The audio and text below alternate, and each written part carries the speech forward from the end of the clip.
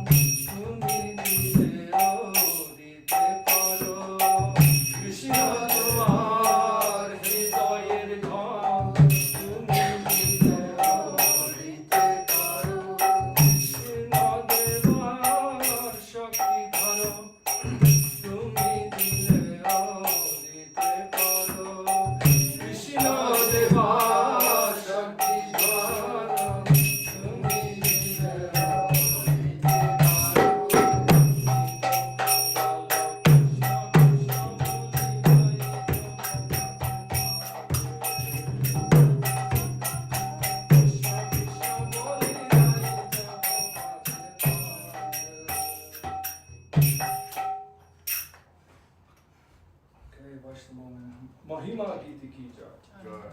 My Lord, O Vaishnava, ocean of grace, be gracious to the servitor, bestow the shade of your holy feet, purify me. I clasp your holy lotus feet.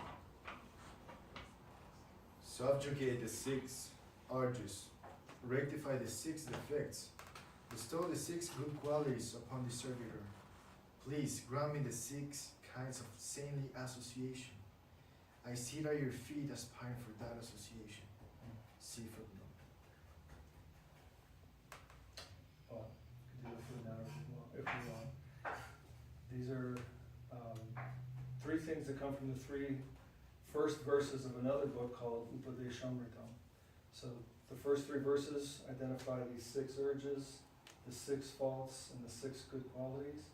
And the 4th verse identifies the 6 kinds of saintly association. So very helpful. The word for urge means vega in Sanskrit. Vega means these compulsions that arise within us, but they're not us. It's a very important principle of Vedic philosophy. Things can occur within your mind that are not you, and there's a deeper you that can control your mind. So these 6 urges are happening within your mind, but they're not necessarily, they don't need to grab you down. So the 6 urges are those of speech, the mind, anger, the tongue, the belly, and the genitals. And you want to read the 6 ones. The 6 urges are those of speech, the mind. The 6 faults. Oh, the 6 faults are overeating or collecting more monetary funds than required, endeavoring for material objectives, unnecessary talking about mundane affairs, being too attached to or too neglectful of spiritual rules and regulations, associating with worldly-minded persons, and lasting after mundane achievements. So we stop here, or Someone else can read the 6 good qualities? The 6 good qualities are enthusiasm, patience, confidence, the determination to perform activities favorable to devotional service, the resolution to abandon the association of non-devotees, and the discipline required to always follow in the footsteps of the predecessor acharyas. Acharyas. Okay, 6 kinds of saintly association. 6 kinds of saintly association are offering gifts in charity, accepting charitable gifts, revealing one's mind in confidence, inquiring confidentially, accepting prasadam, and offering prasadam. Very nice. There's a lot to say about those, but we won't do that. Okay, number 3. Subjugate the 6 urges. Number 3. On my own, I have no strength strength to chant the holy name in congregation. Kindly be pleased to bestow a drop of faith in my heart, giving me the treasure of Lord Krishna's name. Krishna is yours, you can give him, you have the power to do so. I who am bereft, call him Krishna, Krishna. I'm running desperately to him. Okay, Vaishnava Thakur ki jai, Shri Gurudev ki jai. So, today is the disappearance of Srila Vrindavan Das Thakur. Navnas Thakur who wrote Chaitanya Mahaprabhu. Yeah. Wonderful. Okay, then we can begin with Mangala Charanam for the Gita, which is on the bracketed page 2, I believe. So traditionally this is sung before the Gita. And we can read these together. Bracketed page 2, very, very beginning of the book. Mangala Charanam. Anyone know what Mangala means? Anyone? Morning? Mangala means auspicious. Auspicious. I thought it was morning too. I mean, in Russian it means like like a grill, like where you burn wood to then bake something. Mangal is a Russian word, huh? Mangal. Oh wow, that's interesting. Yeah, it means auspicious. Now it is said like Mangal Arati in the morning, just means auspicious, like an auspicious way to start the day. Okay.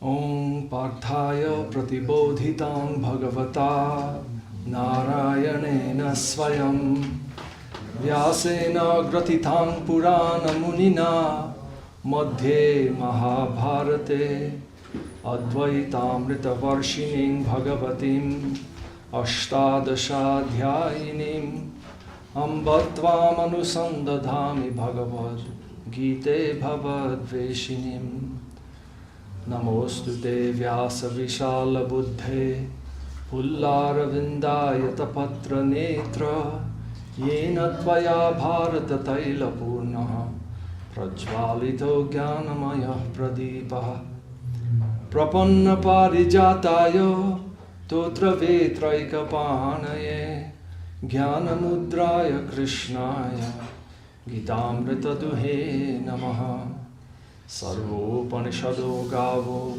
Dogdha Gopalanandana Partho Vatsa Sudhir Bhokta Dugdham Gitamritam Mahat Vasudeva Sudam Devam Kamsachanuramardanam Devaki Paramanandam Krishnam Vande Jagadgurum Bhishma Drona Tata Jayadrata Jala Gandhara Nilopala Shalya Grahavati Kripena Vahani Karnena Vela Kula Ashwadhama Vikarna Ghora Makara Duryodhana Vartini Sotirna Kalupanda Vairana Nadi Kaivartaka Keshava Parasharya Vacha Saroja Mamalam Gitarthagandhotkatam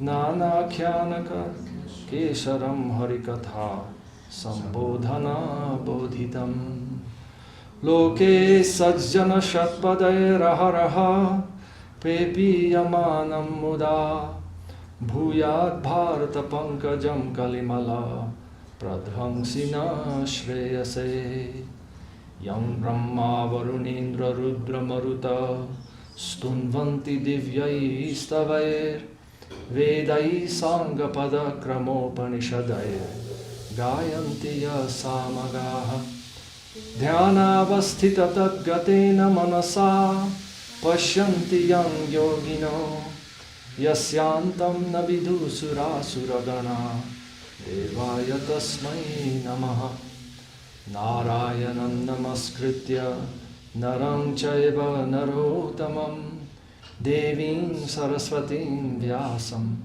Tato Jayamudiraye. Thank you all. Very nice. We read the translations. O Bhagavad Gita, song of the Supreme Lord Himself, you are the bestower of Arjuna's enlightenment.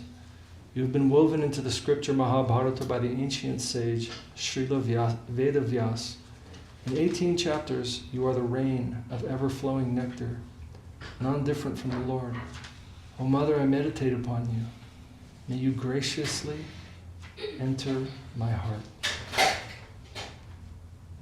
Obeisances unto Srila Vyasadeva. O Srila Vyasadeva, of formidable intelligence, whose eyes resemble the long petals of the blooming lotus flower, and who ignited the lamp of knowledge, filled with the oil of the Mahabharata, I offer my obeisances unto you.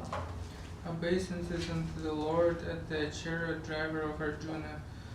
I offer my obeisances unto the Supreme Lord Krishna, who fulfills the wishes of his surrendered devotees.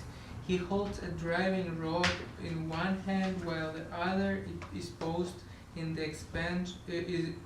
expression of instruction, and he is the milker of the nectar of the Gita. The glories of the Gita, the crest jewels of the Vedas, all the Upanishads are as the cow, and the milker of the cow is Lord Sri Krishna, the son of Nanda Maharaj. Arjuna is the calf, the nectar of the Gita is the milk, and the fortunate devotees are the enjoyers of that milk. I bow unto the lotus feet of Sri Krishna,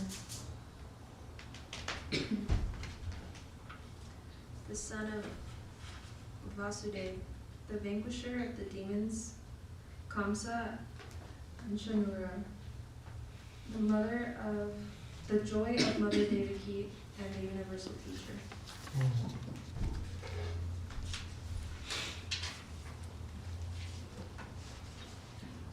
Now, of course, you got all the Sanskrit in this translation. Oh, okay, I'll do my best. All right. Nice. One bank is Vishnu and the other Dronacharya. Jayadratha is the water, the sons of... So just real quick. Is it not I mean, TH? no. So the TH in Sanskrit is not a th Okay. sound. It's a T plus an H. It's like ta. Oh, okay. Okay, so Jahad... Jayadratha. It's hard to say. But Jayadratha, okay. okay, nice. Perfect. Is the water, the sons of Gandhari, or Gandhari, Yep. the blue lotus flower, Salya, the crocodile, Kirpa, the waves, Karna, the shore, Ashvatthama, Ashwatthama, yeah. okay, Verkana and company, the fearful sharks, Duyo Jahana, the Perfect. whirlpool, the Keshava, is the boatman of the river of the battle that was crossed by the Pandavas. Nice. Okay. That was great. Okay. Next. These words of Sri Krishna, Dvaipayana Vyasadeva, the son of Parashara Muni, are a perfect lotus flower. The meaning of the Gita is the beautiful fragrance of this lotus. The various episodes are its stamens, and the enlightening narration about the Supreme Lord are its nectar. In this world, the pure devotees are the bees who day after day delight in drinking the nectar of the lotus flower. May this Mahabharata lotus, the vanquisher of all evils in this age of Kali, graciously bestow auspiciousness upon us. Nice. Try. Obeisances unto the Supreme Lord. I offer my obeisances unto the Supreme Lord, whose glories are sung with celestial prayers by the gods Brahma, Varuna, Indra, Rudra, and the Maruts, whose glories are sung by the verses of the Vedas, along with their 6 auxiliary books and the Upanishads, whose glories are sung by the Brahmanas that sing the Zama Veda, who the yogis see within their hearts absorbed in meditation, and whose infinite glories are inconceivable to all beings, whether gods or demons. Before reciting the scriptures that can conquer material existence, we offer obeisances unto the Supreme Lord, who is known as Narayana, Nara, and Narottama, the goddess of learning, Saraswati, and the great sage empowered by the Lord to reveal the scriptures, Srila Vyasadeva. Very nice. Okay. Thank you, guys. So we can move to chapter 18. Do you have like page 305 bookmarks? I have page 306. 306, okay. Oh, yeah, we did do 35, 36, and 37, yeah. Yeah, I think we did all the, I think we got to 35, the different kinds of determination. Is that right? I think we read all those. Yes. Very helpful instructions. I remember the first time I read 35, determination of the nature of ignorance is that by which a foolish person does not give up sleep, fear, sorrow, depression, and arrogance. Hi, Dylan. Hi. Sort of empowering to read that because Dridha is said to be Dridha means determination, said to be a component of consciousness. And it tells us that ultimately we are the ones that are supplying the energy to all the different patterns that we find ourselves in. And it all takes some determination, some type of solidified anchor that our consciousness is placing in a particular pattern that we're in. It was very helpful to understand the hierarchy of those and to understand that ultimately there's a determination from us that keeps us within that pattern. Hare Krishna. Okay, so we will read the Sanskrit for 36, 37, 38, and 39. Okay, so let's start with 36. Sukham tvidanim trividham shrinu me bharatarshabha adhyasa dramate yatra dukhantam cha nigacchati yattad agre visham iva variname mritopamam tat sukham satvikam proktam atmabuddhi prasadajam. And let's read 38 and 39 as well.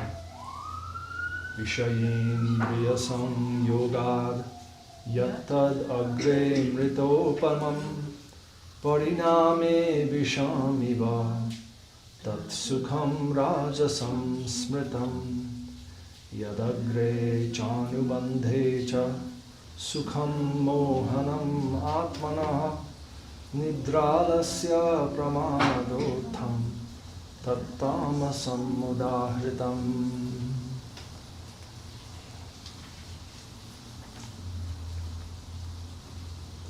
And just before we start, Amory, do you remember like the whole context of the Gita? Would it be helpful to kind of go through where we're gone through up until now, or where you can just jump back in? Okay, awesome, awesome. Okay, beautiful. Okay, Breza, do you want to start us on 36? O Bharatarshava, now hear from me about the three kinds of happiness. That state in which one is joyful through his practices while attaining the cessation of all unhappiness, and which in the beginning is like poison, but ultimately like nectar, and which is born of the purity of self-realization, that happiness is said to be of the nature of goodness. That happiness which is born of the contact of the senses with their objects, and which is like nectar in the beginning, but poison in the end, is said to be happiness in the nature of passion.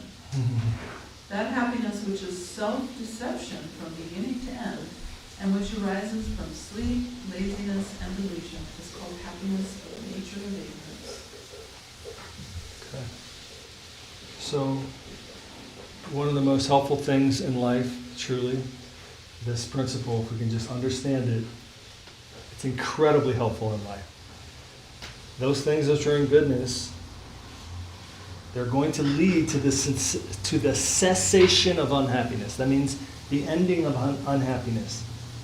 In the beginning of practicing those, what does it say? It's bitter.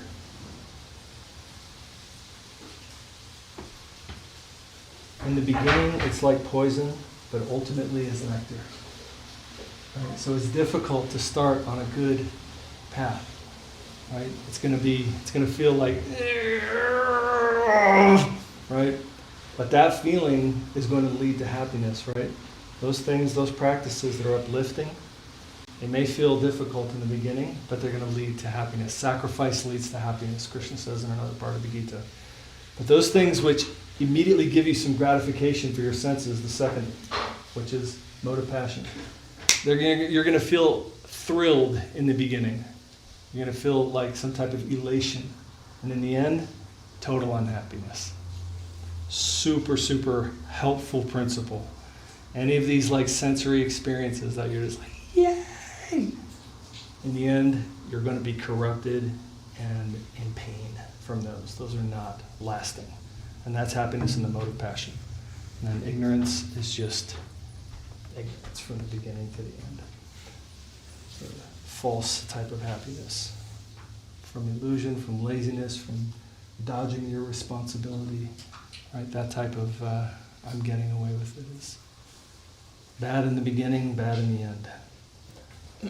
But it feels like it's kind of nectar in the beginning. The passion. It's a passion. Yeah, the passion immediately, it's thrilling. Thrilling in the beginning. But in the end, it doesn't Same last. we can see like in foods, for example, like in like especially like when you're in childhood, sometimes like food that's not tasty is actually good for you, and something that like so yummy, it's actually like full of sugar and other artificial like stuff. Yeah, and I think I don't remember if Krishna's already gone through that or if he will go through that. But that's another thing that's said in another part of the Gita where he's talking about food and the mode of passion. It's just like this like extreme experience of taste, and in the end it disbalances your body. Right? So and food is a great example of that. Like, yes, right? You're like eating ice cream or drumsticks or whatever, Sour Patches or something. But you eat a bag of them in the end, you're like, oh. Or like our medicines also sometimes not tasty, right? Like but bitter, but you're taking it and it's cute. Yeah, there's that bitter taste which is prevalent in every meal. Like if you look at a traditional Ayurvedic meal, there's supposed to be every taste represented within that, including bitter. And bitter taste, foods that have bitter taste are said to cleanse your liver. Mm-hmm. But in a normal meal in India, they're going to be eating a bitter taste. You don't eat bitter ever in our culture. You just don't do it. Because everyone eats bitter and they're like, ugh, right? But bitter is a part of it. You got to eat bitter. It's good, right? Like dandelions or something like that. They're really good, but they're bitter. So, yeah, it's a principle you can apply in many places in life. Mm-hmm. Okay, the 40, right? Yes, verse 40.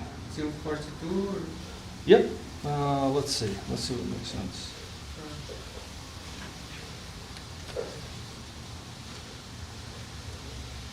Yeah, let's just read 40, 41, 42.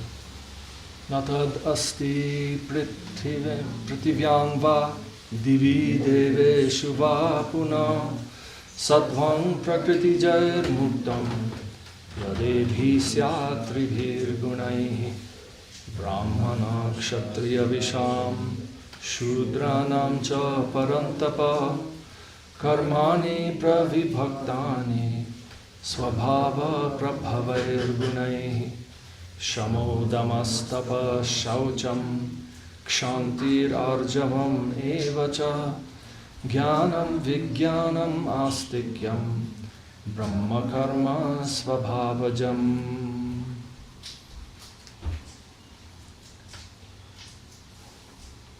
Among us, all species on earth, including the humans, or amongst even the celestial gods in the heavenly plane, there is no entity that can be free from these three modes which are born of material nature. For Parantapa, according to their natures, the duties of the Brahmanas, Kshatriyas, Vaishyas, and Shudras are appropriately classified. Internal and external sense control, austerity, purity, forbearance, straightforwardness, knowledge, realization, and theistic mentality. These are the natural duties of the Brahmanas. Okay.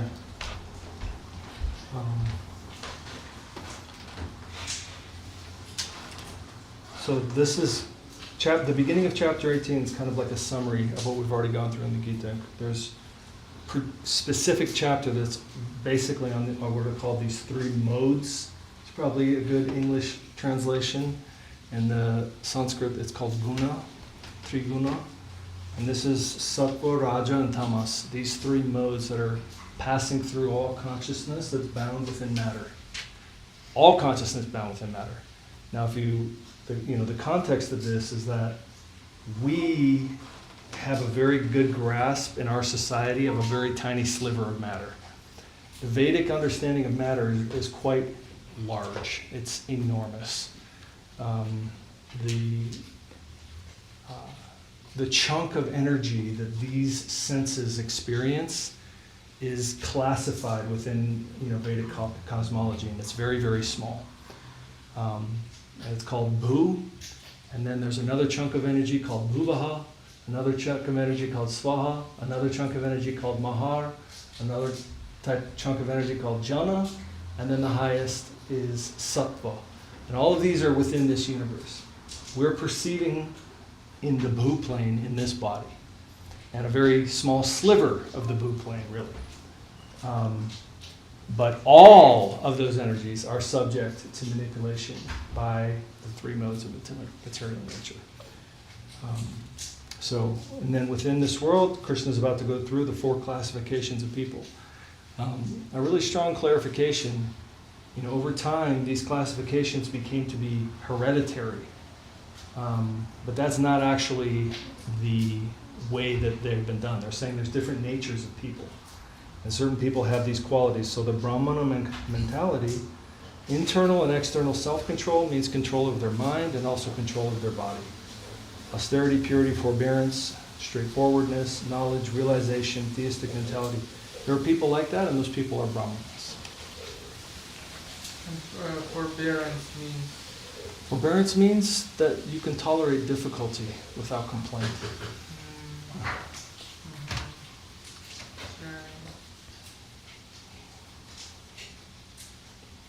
Okay. Thoughts, comments, questions?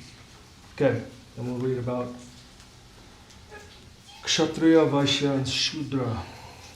Shauryam, Tejo, Dhritir, Daksham, Yudhe Chapyapalayanam, Dhanam, Ishvara Bhavascha, Kshatram, Karma, Svabhavajam, Krishidho, Rakshavanijyam, Vaishya Karma, Svabhavajam, Paricharyatmakam karma, Shudrasyapi svabhavajam, Sve sve karmanyabhirataha, Samsiddhim labhate naraha, Svakarma niratah siddhim, Yatha vindati tatshrinu. Prowess, valor, endurance, dexterity, never retreating in battle, generosity, and regality. These are the characteristic duties of the Kshatriyas. Kshatriyas.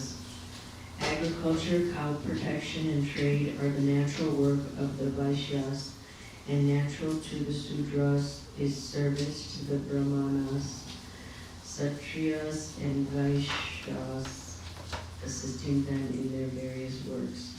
One who devotes himself to his own duty attains perfection in self-knowledge.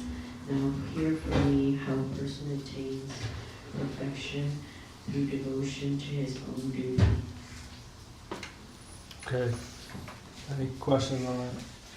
What is the meaning of prowess?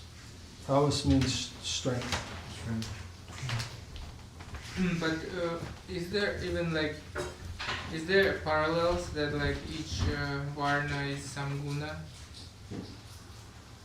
Not necessarily. I mean, you could say that the Brahmanas are mostly sattva guna, the Kshatriyas are mostly passionate, and then the Vaishyas are also impassioned. It's not necessary that everyone be in ignorance, like Shudras are in ignorance like that. It means there's certain people that are going to be workers, and they assist people who have larger jobs. Right? That's what a Shudra means. And Vaishyas mean, it's funny because our society, you can say, is like a trade-oriented society. So the Vaishyas are like at the top of our society. The more money you make, the more status you have in our society. And that's like a Vaishya job, is to be a trader. But the people in the Vedic society, the people with the least wealth, they don't accumulate wealth. They're not attached to wealth. They have very few possessions, but they have a spiritual focus. Those are Brahmanas. In the Vedic society, they're at the top. And the kings, or the warrior class, they're sort of the administrators in the Vedic society.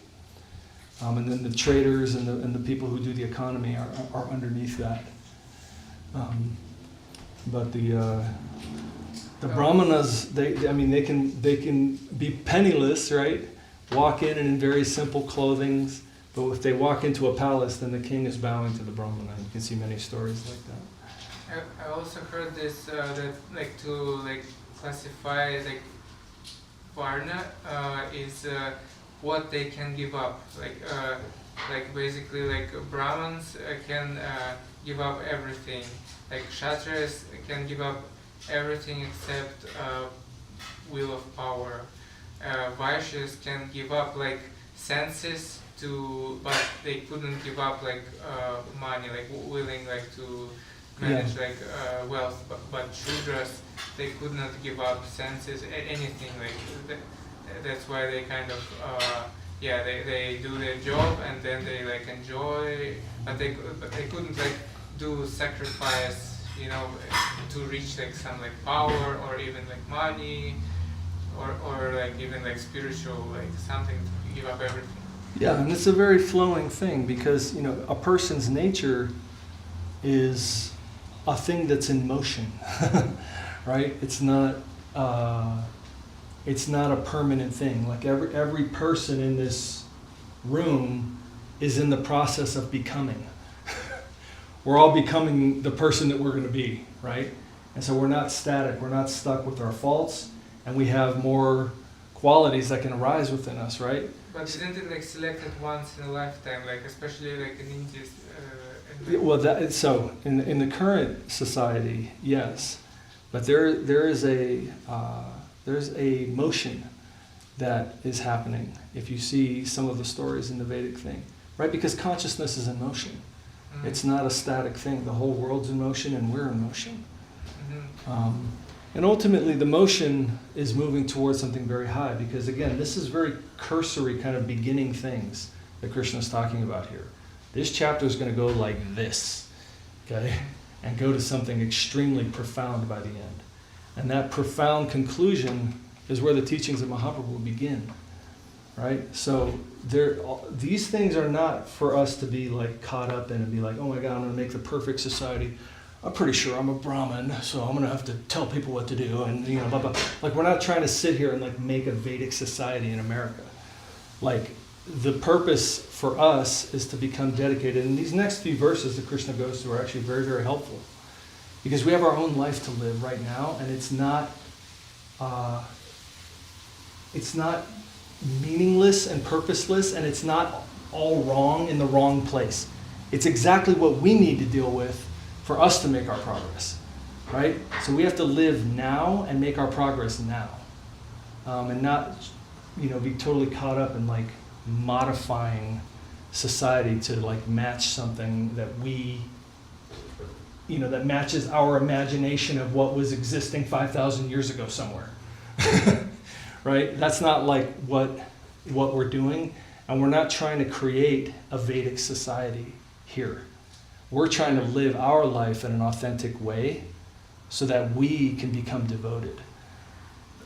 So there are like some tests like that babies do like to understand like are they like one like the book, the gun, money or something like that, like right? Yeah, those are all sort of superficial societal things.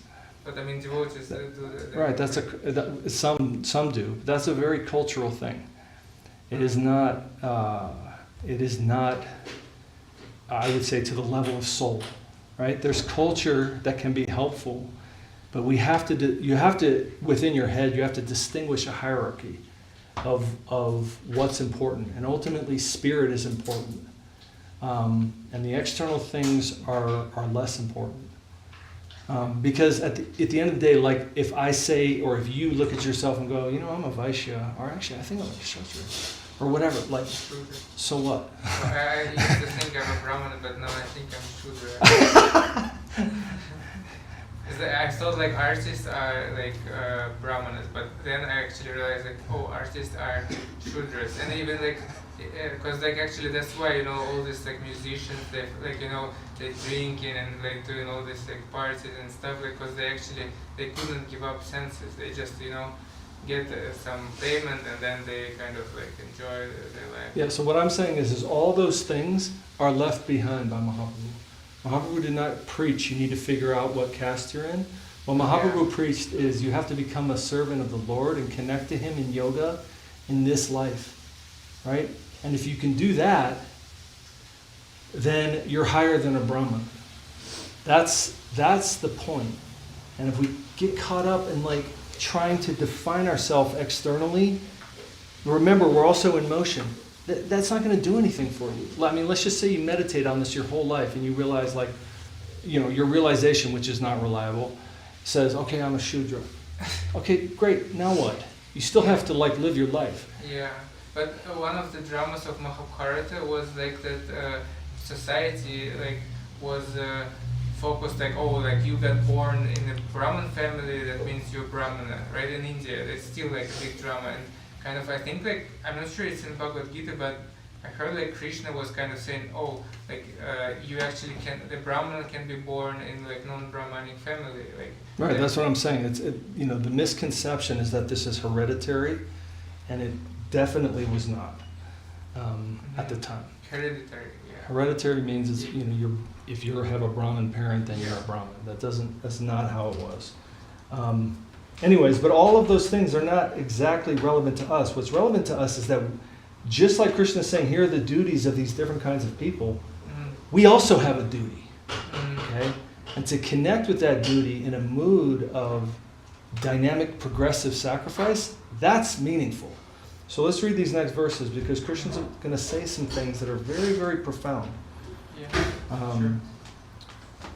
Did we read? I think you can read. Did you read 45 already? Yeah. Yes, I did. Okay.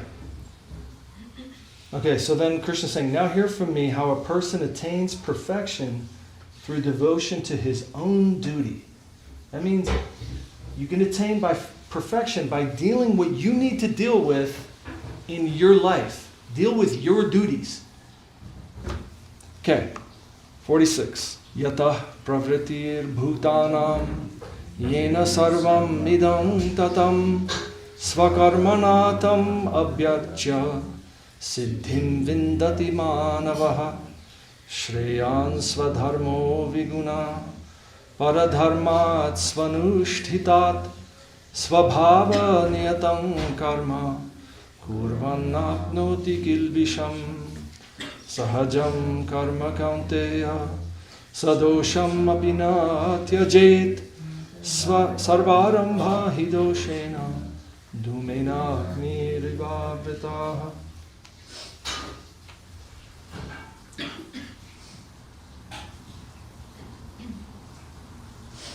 A man achieves perfection by worshipping through his prescribed duties the Supreme Lord from whom all beings originate, by whom all beings are engaged, and who, individually and collectively, pervades the entire universe. One whose duty, though imperfect, is better than another's executed well. Sin is never incurred by a man fulfilling the duty prescribed according to his nature.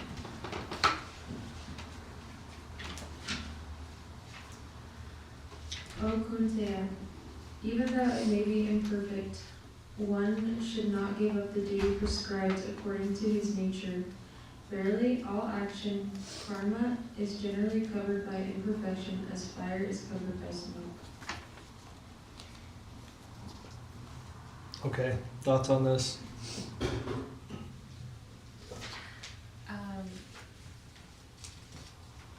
So even if you have like material endeavors or you're not occurring in any sin because that's your duty, I guess. Yeah. So this is sometimes a very difficult thing to understand, but also a super liberating thing to understand. So 46 says, a person can achieve perfection by worshiping God through dealing what he has to deal with. So we can say, in that old society, there's very clear prescribed duties, and you dedicate yourself to them, and you can make progression in your life. Well, in our society, there are not very clear prescribed duties at all. Right? And I don't know if anybody else has ever had this thought, but I remember when I was in my 20s, I was just like, what am I supposed to do? You know, if I just knew it, I would do it. Right? And I'm sure everybody has thought that way at some point. Like, what am I supposed to do? And what's very interesting in the deepest, as your spiritual life gets deeper, you understand that you're seeking, and the answer to your seeking is also coming to you. So the things that you need to do and the things that you need to deal with are also coming to you. And what does that mean? It means it's the Supreme Lord from whom all beings originate, by whom all beings are engaged, and who individually and collectively pervades the entire universe. So there's a principle called Achintya Bheda Bheda Tattva. I don't know if anybody ever heard the group Kula Shekar. It's a little bit older now. They had a hit song. It was actually a top 10 song in the United States called Achintya Bheda Bheda Tattva. Achintya Bheda Bheda Tattva. Okay, nobody knows. It was in the 90s. It wasn't that long ago. Jeez. Okay. But Achintya Bheda Bheda Tattva means that we're simultaneously one with and distinct from God. Okay? And that molding is very difficult to conceive, Achintya. Okay? But from this verse, you can understand the situations that are occurring to you in life are not occurring outside of the world of consciousness. The only way anything exists is because it's God's energy. So God is permeating everything that exists. Okay? So if you are having a circumstance that's coming in front of you in life, that is actually something you need to deal with by the will of God. And your perfection is to deal with that with all your sincerity, all the gifts that you have, the energy that you have, and the sacrifice that you have. And in that comes your perfection of life. It's a very, very profound thing. And then what's the next verse? Maybe you're doing that imperfectly. Somebody else might look at you and go, hey, you're doing it. Let me help you. Let me deal with that for you. And Krishna's saying, no. Just because you're dealing with that imperfectly doesn't need somebody else who's good at that going to come in and be like, oh, let me do that for you. It's like, no, that's your thing you need to deal with. That's your progression. That's your advancement. Right? And that person has something that they need to deal with that they'd much rather deal with your stuff than deal with that. Right? You have to progress with the life that you have. It's an interaction. It's a communication. It's not a dead experience dealing with something inorganic. Guru Maharaj uses the word organic whole. You're a part of the organic whole. W-H-O-L-E. What does organic mean? It's alive. It's alive. Okay, you're a part of the organic whole. It's alive. So your circumstance, your thing that you need to deal with, contains your prospect. Sometimes it's a hard thing to hear, okay? Especially if you don't want to deal with what you got to deal with. But that is your duty. That is your offering. That is the thing that is going to give you the satisfaction that you crave. That is going to give you the adventure and the growth and the progression and the expansion that you crave. It may be appearing in a way that you don't want, that your current egotistic manifestation doesn't want. But the evolution of that is what it is, right? So this is a very, very, very, very, very profound idea and a profound teaching. Do your duty. Deal with what you have to deal with. And even if you feel like you're not doing it right, keep on going forward. Keep on the progressive path. Kaunteya. Kaunteya means who comes from Kunti. Kunti is his mother.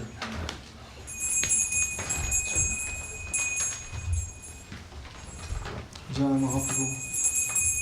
I think it's a very sweet aspect of the culture. They refer to each other as the son of the mother very often. He's always giving some deference to the mother. So Kante, you can say, means son of Kunti, or who comes from Kunti.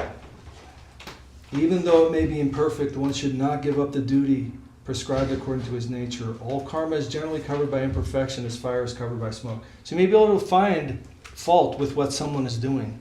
But if they're actually dealing with what they have to deal with, they're actually making the contribution that's asked of them, that's progressive, and that person is worshipable. That person is respectable.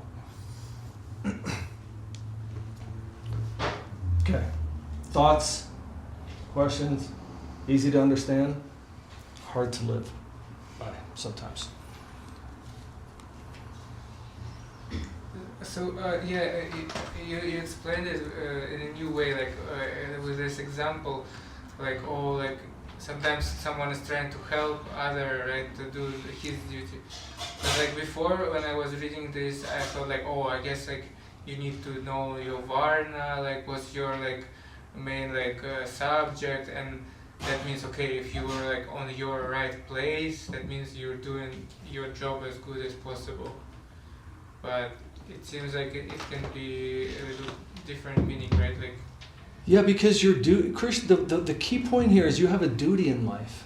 yeah, You have, and that may occur within the context of a varna, or may come in the context of your life, right? There's things that you know that you're responsible for that you have to take care of. But as you mentioned earlier, like in the Western society, and you also had this question when you was young, like, what's my duty? Like, if I know that, I would do that. And many people still have this. I mean, I asked Gurudev this question probably like 4 different times. Now I can look back and he's telling me like so clearly the answer.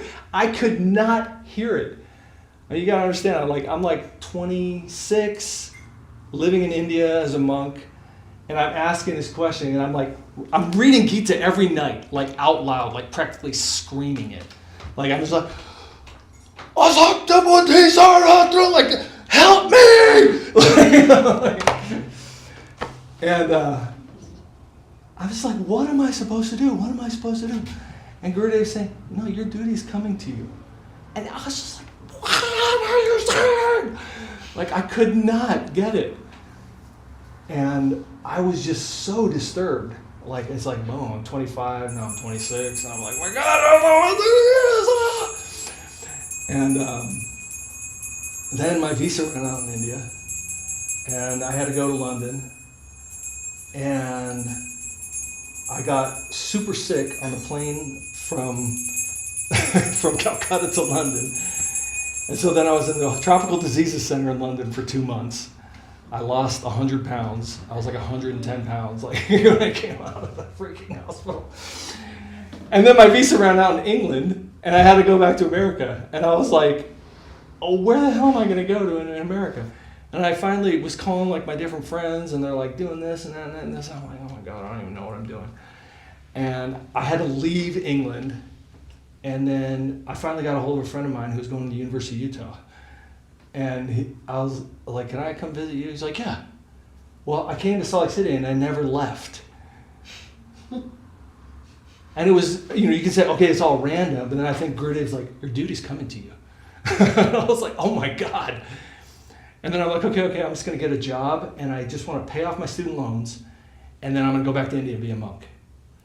So I got a job as a customer support representative for a company called eBay that I never heard of. In 1999, they gave me stock options as a CSR, which is insane.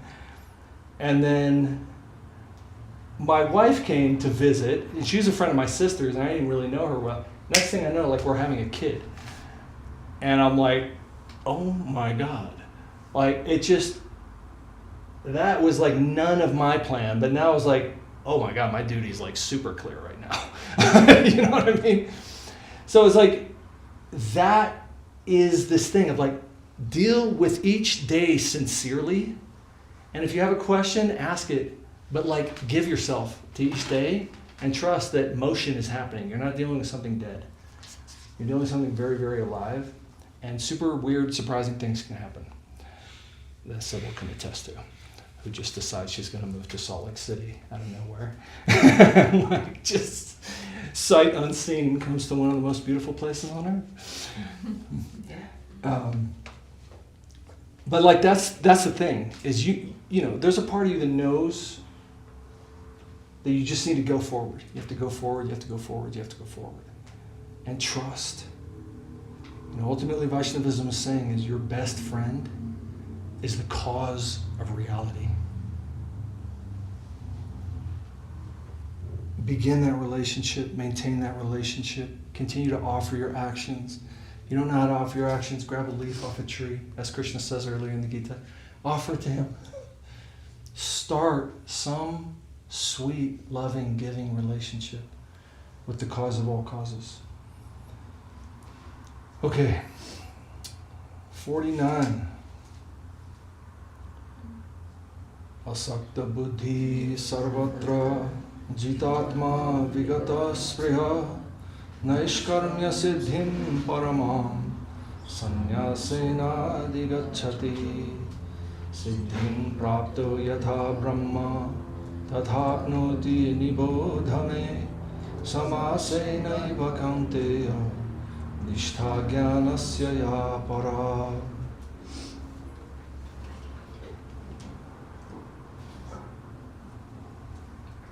One who has the wisdom of detachment from all mundane objects, who is self-controlled and whose desires have gone, such a person attains the perfection of transcending all duties in the world by renouncing the fruits of his actions. O Pandya, did I say that right? That's right. Oh, okay. Nice. O Pandya, now know from me in brief how the person who has attained transcendence of all duties reaches the transcendental plane of the absolute, the ultimate state of knowledge, spiritual awakening. Okay. So perfection of transcending all duties in this world is to give yourself completely to the duties that are in front of you, but not be attached to the result. That's called karma yoga. Karma yoga, which is a recap of the very, very beginning of the Gita. That's chapter 3 in the Gita, called karma yoga. Yoga of your action. Yoga of your action is to perform the action without attachment to the result. To give your energy, your talent, your ability into the universe and be ready for whatever comes back. And that's a very steep step to start the Gita with. But it is, real yoga. Real yoga. Okay, 51. Buddhya vishuddhaya yukto dhrityatmanam niyamya cha shabdadin vishayang styakva ragadveshau vyudasya cha vivikta sevi lagbhashi yatavakaya manasa dhyana yoga paro nityam vairagyam samupashrita ahamkaram balam darpam kamam krodham parigraham vimuchya nirmama shanto brahma bhuyaya kalpate.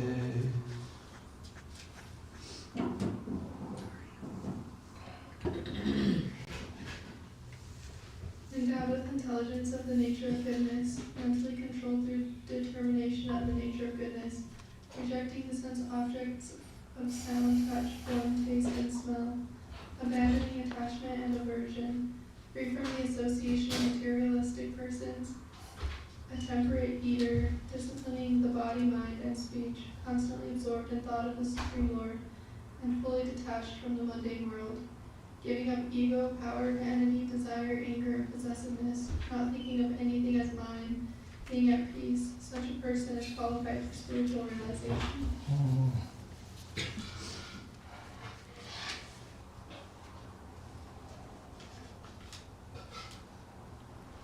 So that is what is coming from the first step.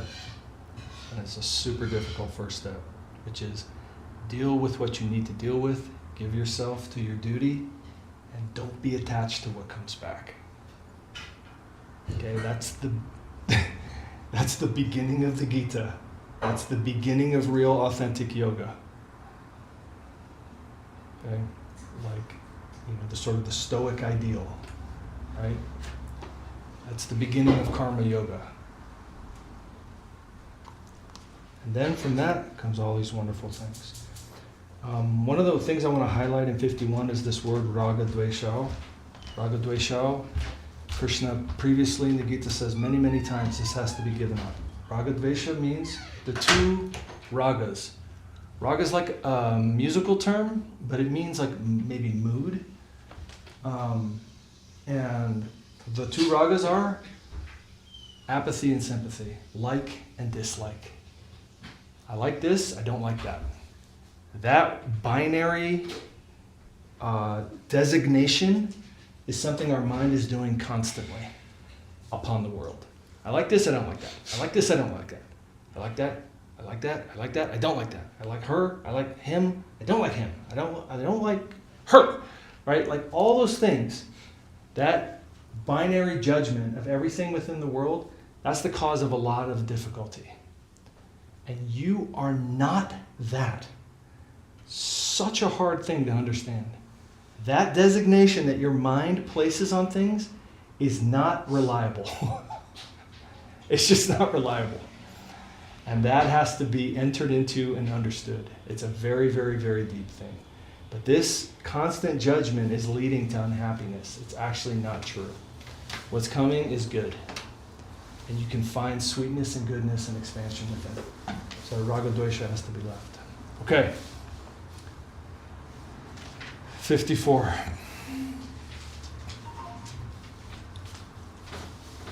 Brahma bhuta prasannatma na shochati na kankshati sama sarveshu bhuteshu madbhaktim labhate param bhaktya mam abhijanati yavan yaschasmi tatvatah tato mam tatvato gyatva vishate tadanantaram sarvakarmanyapi sada kurvano madvyapashrayah matprasadadavapnoti shashvatam padam avyayam.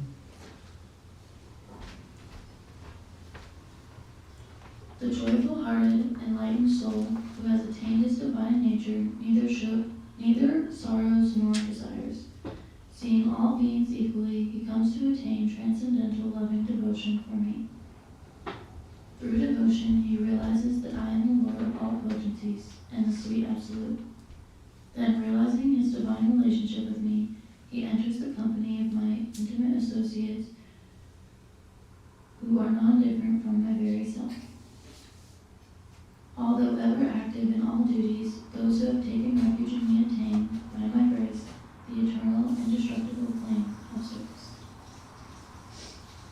Okay, so these three verses are quite famous, but ultimately Krishna is leading to the conclusion, which is you're not doing all this in relation to something that is impersonal or unconscious. You're doing all this to enter into relationship with reality, relationship with infinite reality. And infinity personified, you might say, is called God. So you're entering into relationship with the Lord. And sweetness, love, devotion, that arises within you. And activity does not cease. So 56 says, although ever active in all duties. So you're continuing the divine play at all times, but in a mood where you're not disturbed at all. Whatever's happening around you is just joy.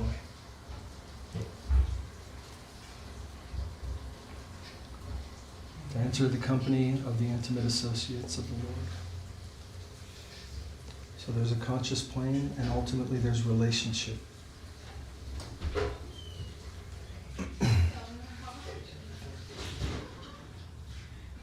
Question, thought, comment. And this is like when it's starting to get to the deepest part of the Gita.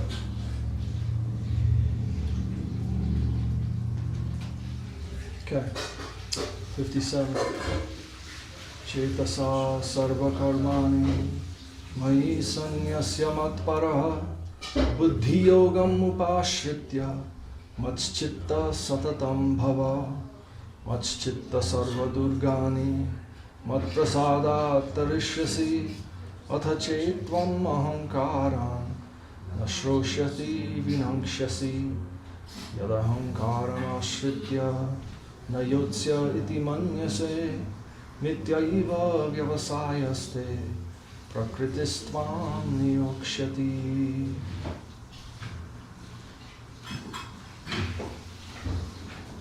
Wholeheartedly offering your every action to me, keeping me as a supreme objective and fully dedicating your intelligence to me, being unattached to worldly action, being ever devoted to me.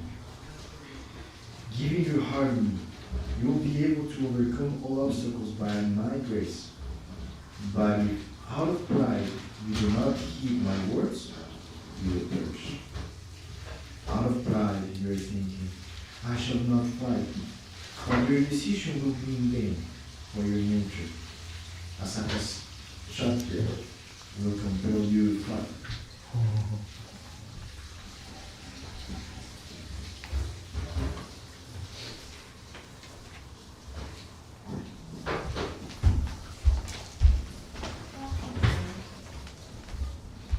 Okay, verse 60. Yes, please. On 55, 55. Is that what you said, 55? Or? Yeah. I don't really know what my question is, but Sorry, I didn't hear you. I'm sorry. I don't really know exactly how to phrase my question, but Yeah. like it talks about Krishna's eternal associates all the time, and like all of them are non-different from him. And like with Mahaprabhu, he came with, we hear these stories, and like until recently I didn't realize that, I don't know their names, like maybe Vasudeva, who came with Mahaprabhu, that they're all non-different. Or like, I don't know like who they are exactly, but from what I understand, they are Krishna. So this is a very deep thing. So and this is a little bit of a commentary, I would say, in this verse, because mam is the word that's being translated. Mam means mine. So it means you'll come into the association of mine. It means those who are with me. And it's said that the devotees of the Lord are like the Lord Himself. So this is a mysterious thing. And I'll speak to it very briefly because it's a super deep topic. But ultimately, the Lord's nature is extremely sweet. Okay? And, in Srimad Bhagavatam He says, I'm trying to remember the Sanskrit. I'm not remembering it right now. But he says that, my devotees own me. My devotees have captured me. Right? And that's the translation of the Sanskrit. And this means something that Guru Maharaj explains a little bit in sermons, which is the Lord Himself is saying, if someone loves me so much that they give themselves to me, my reaction is to give myself to them. Right? And that's what it's meaning by non-different. What it means is, they're non-different from the Lord, is that if the Lord has given Himself completely to them, then they have all the capacity of the Lord. Right? That's the prospect of the soul through love.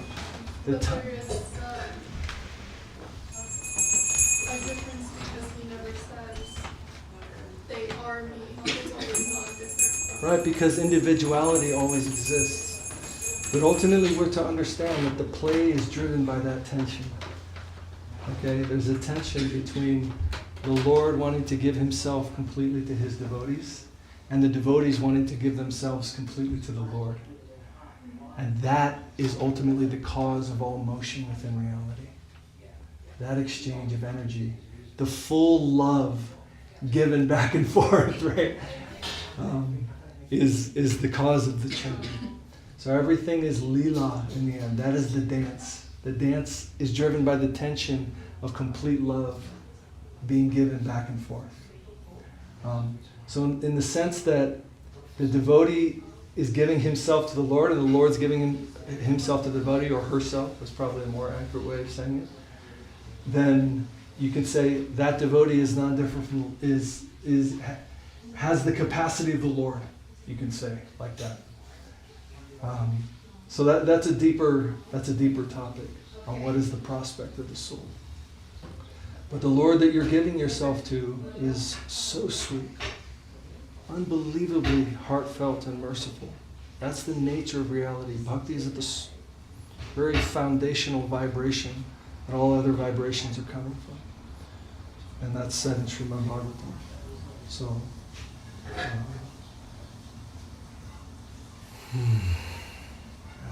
I am not remembering Sanskrit right now.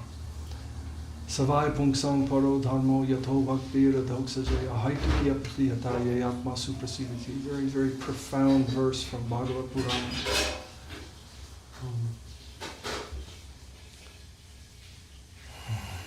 Savai pungsang paro dharmo. What's the supreme dharma? What's the supreme engagement?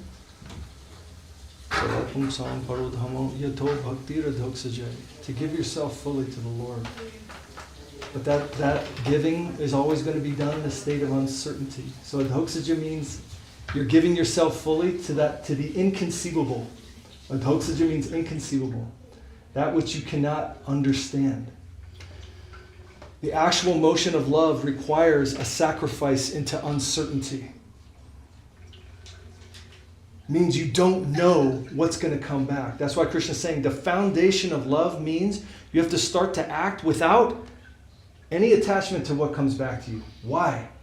Because when you're acting with attachment to what comes back to you, you're a mercenary. There's a mercenary aspect.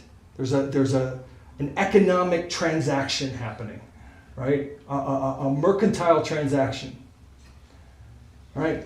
I'm going to do this for you. You better give me the exact amount that I do for you back, right? That's our sort of egotistic transaction. The problem is not love from his side. The problem is love from our side. That's why the advice to us is you have to start acting without attachment to the result. Love is already pulsing throughout reality. We're the ones who have a little selfish mercantile agenda in every transaction. Right? So we have to start to work on that on ourselves. That's why it's a deep yoga. Right? Yoga means connection. You have to start to move in a direction where you stop this way of relating with everything and everyone you're with, which is like, okay, I might do something for you, but you better give me the exact amount back or else that's going to be like unbalanced and then right, we're always like, and then you start evaluating everybody. Oh, are you the best that I can do? I think I can do someone a little bit. I guess you are probably the best I can do. No, actually you're not. You know, like, we're just always just trying to like get the most that we can for the least, right? And it like pervades every dimension of what we do. And that has to stop from our side. We have to start learning how to actually love. And to actually love means I'm going to give to you. Right? And that means that has to be done in uncertainty. Otherwise, there's no sacrifice. Sacrifice happens in uncertainty. Right? And sacrifice is love. You know, when the baby's crying and it's all, you know what I'm talking about. When the baby's crying at 3 a.m. and he's screaming and screaming and screaming, and you're just going to get up and you're going to take care of him. What are you going to get out of that? Nothing. You're going to get less sleep out of it. Okay, that's love. That's a sacrifice. Okay? Like, you have to start to interact with that, interact like that in life. And that's moving into real yoga, where you can start to move into that loving relationship. And what will come back to you as a result of that honest giving is like the totality of reality, basically, is what's said. And that's what that means. You say those devotees are like the Lord himself. Because the totality of reality then gives itself back to you. Right? But you're not that kind of person who's going, yay, now I've got it all. Right? You're still that loving unit. You've attained that love. Right? So it's a very, very different and beautiful thing. But that's what that's referring to when it says they're almost like the Lord himself. They're like the Lord himself, right? You could say that. Because those souls, they have actual real relationship with reality, and reality has given itself to them.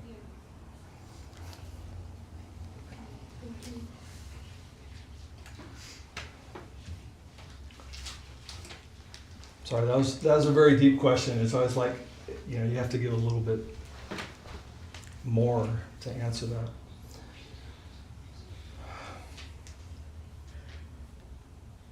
Okay. And then Krishna, at the end of this, 58, 59, he's bringing it back to the actual situation Arjuna's in. All this high philosophy, and then he says, and Arjuna, you have to fight. Right? So that's the duty that's in front of you right now. Okay. And this sort of little extra question: is it is nature of devotees that is non-different from Krishna? Can it come and leave them? No. That's described in great detail by Rupa Goswami. But there's different stages of the attainment of bhakti, and there's a particular stage called nishtha. And nishtha means stability. It means you've actually entered into that relationship with your soul. And once you understand that, then comes ruchi. So stability and then taste. Once you have the spiritual taste, ruchi means taste. Once you have the taste of what actually is the food of the spirit, then you'll never leave that. Instantaneously, like as in the Bhagavad Purana, there's one rishi. Rishi means seer. His name is Shaunaka Rishi. And he says, if you can taste once the nectar of the play of God, then you'll have no attachment. You'll have no distraction by trivia like kingdoms in heaven. Trivia like kingdoms in heaven. So if you get the actual food of your soul once, everything else is like nothing. It's just meaningless trivia. So it's like that. There's no coming back from that. Right? Everything. It's not like you're you're controlling yourself. It's like, no, there's a whole nother higher taste that now pervades your existence.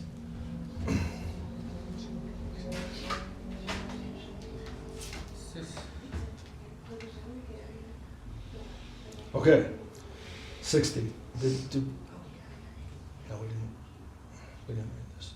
Svabhavajena kaunteya nivaddha svena karmana kartum nechasi yanmohat karishyasya vasho pitat ishvara sarvabhutanam hriddeshe arjuna tishtati brahmayan sarvabhutani yantrarudhani mayaya tameva sharanam gaccha sarvabhavena bharata tatprasadat param shantim sthanam prapsasi shashvatam.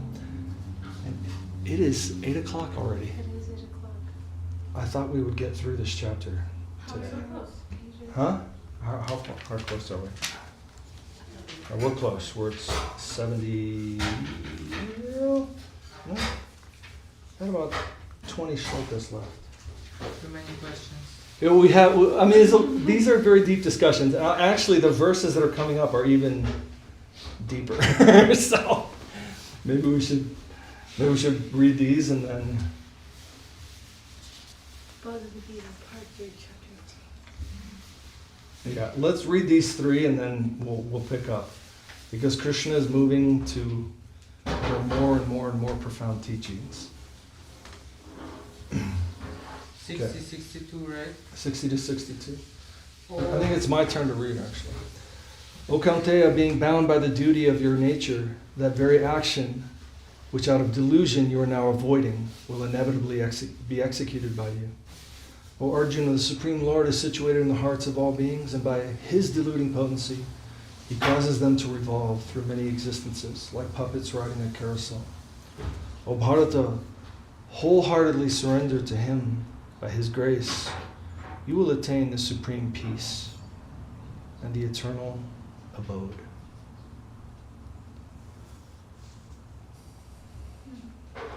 Okay, then we can read 63 and 64 now. Itite jnanamakyatam guhyat guhyataram maya vimrishyaita dasheshena yatechasi tathakuru sarvaguhyatamam bhuya shrinu me paramam vachaha ishtosi me dridham iti tato vakshyami te hitam. I have now revealed more and more profound teachings to you. Duly consider this and then do as you wish. Now again, hear my supreme teaching, the most hidden treasure of all. I tell you this for your benefit, as you are most dear to me. Okay, and then He is liberal Krishna. very sweet. Because in the end, there's free will. So he's saying, I told you all this. You kind of understand what's going on. You understand the huge cosmic picture that leads you to the exact situation that you're in and what you have to deal with right now. Not do what you want. Right? You still have the free will. Okay, then you can read the commentary, or I can read it.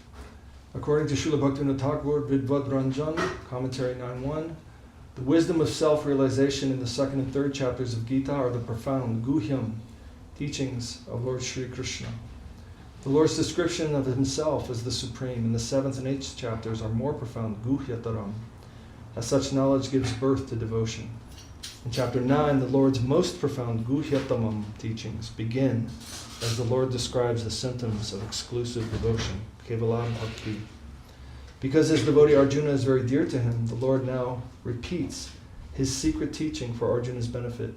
This time, however, he reveals his most hidden of all hidden treasures, sarva guhyatamam, his most affectionate advice.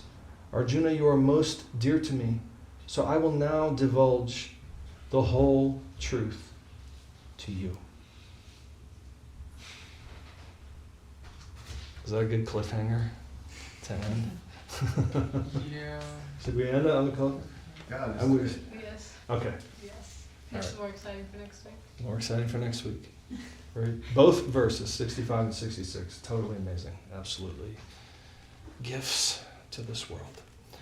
Okay, Jai Shri Krishna Arjuna ki Jai, Kurukshetra Dham ki Jai, Srimad Bhagavad Gita Upanishad ki Jai.